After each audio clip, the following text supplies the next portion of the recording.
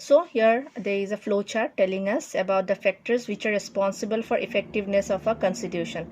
So they are mode of promulgation, the substantive provisions of a constitution, and balanced institutional design. So authority of a constitution. So that means how effective is a constitution. So we will find that there are many countries in the world who have constitutions, but having a constitution does not mean that constitution is going to be effective as well, because we see that there are many countries where constitutions exist but only on paper. Only on paper, meaning that they are not successful or they are not supported by the people because they lack certain factors. Now there are certain factors which has been identified for making a constitution effective. So those factors are the mode of promulgation, the substantive provisions, and the balanced institutional design. So let's see the first one, mode of promulgation. This means how a constitution comes into being or how a constitution is formed. So the making of a constitution is responsible for determining whether that constitution is going to be successful or not.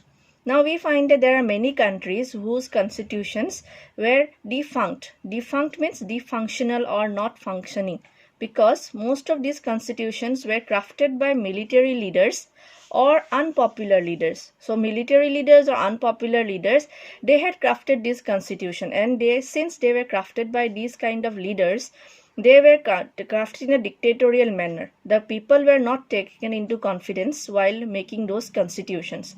So as a result, what happened? The people did not support those constitutions. So you will find that those constitutions, they are functional for a very limited period of time. After a certain point of time, the people, they reject those constitutions. So we can see the example of Iraq or Pakistan. In these countries, they did not have a very successful constitution. But on the other hand, the successful constitutions are always formed with the support of the masses. You can take the example of India or South Africa. So India, South Africa, we find the constitutions have always been very much successful. The reasons why? Because in India or South Africa, you will find that the constitution was formed by those leaders who had a lot of public reputation and who were respected and loved by the people, the masses. Okay, so obviously if they were loved, if they were respected, then obviously they were liked by the people. So when such kind of leaders make a constitution, or such kind of leaders, they do something for the people also have a faith on them.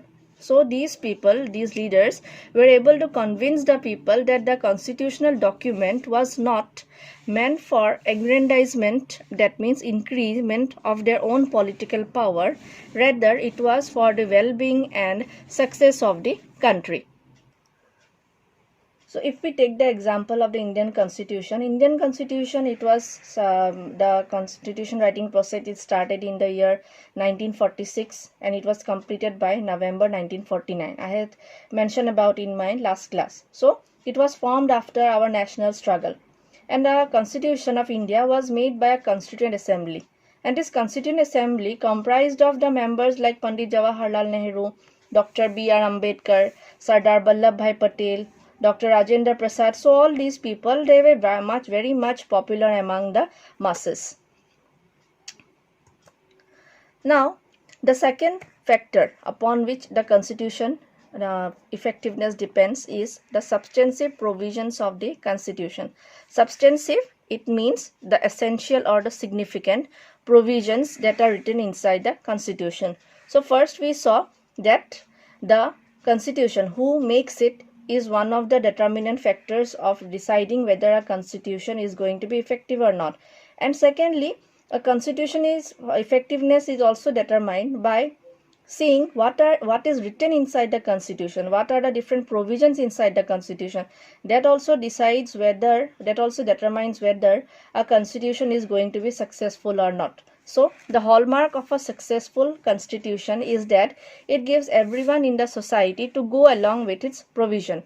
Everyone in the country should have a reason, that is something for him or her that will let them follow it. So the constitution, the things that are written inside it must be for everyone, so that everyone finds a reason to follow the constitution.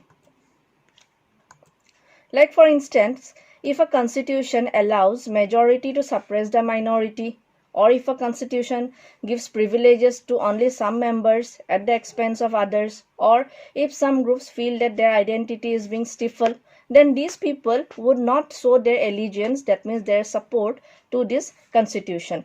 Okay, now our Indian constitution, it has been very much successful, one of the most successful. Why? Because our Indian constitution, the provisions that it has are like a democratic republic. Okay, it has not given any room for any other kind of government or like monarchy or any dictatorial form, but it has clearly mentioned that India is a democratic republic. It has given fundamental rights to all the citizens of the country, irrespective of caste, sex, gender, race, etc. It also has an independent judiciary to settle disputes. So in this way, we see that the provisions that our Indian constitution has, it gives everyone a reason to follow the constitution. So the third factor which decides whether a constitution is going to be effective or not is balanced institutional design. It means that any constitution should be successful needs to be well balanced. A subverted constitution has monopoly of power by vested interest groups. So it's imperative that while designing a constitution, it is ensured that no single institution hegemonizes power, and power should be fragmented among different institutions of the constitution. That means while distributing the powers, the constitution should make sure that power is not in the hands of a few. Monopoly of power should not be there. Rather, power should be fragmented among the different institutions. Here, this word hegemonizes means dominates. Also, a constitution must strike the right balance between rigidity and flexibility. That means a constitution should neither be too rigid nor too flexible. If it is too rigid, we will find that it is not able to adapt itself with the changing time. And if it is too flexible, it would become very much unpredictable for anyone to know what is there inside the constitution. So, a balanced constitution will be one which it retains the inherent norms and values, but at the same time is also adaptable to changing needs and circumstances.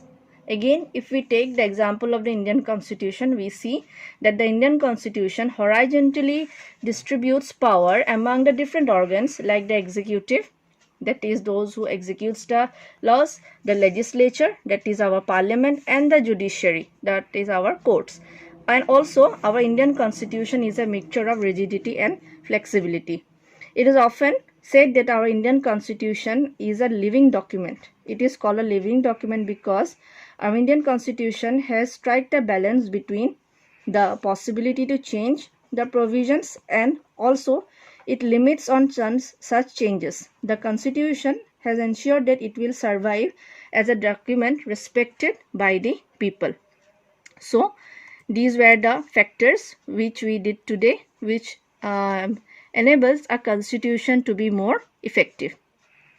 Thank you.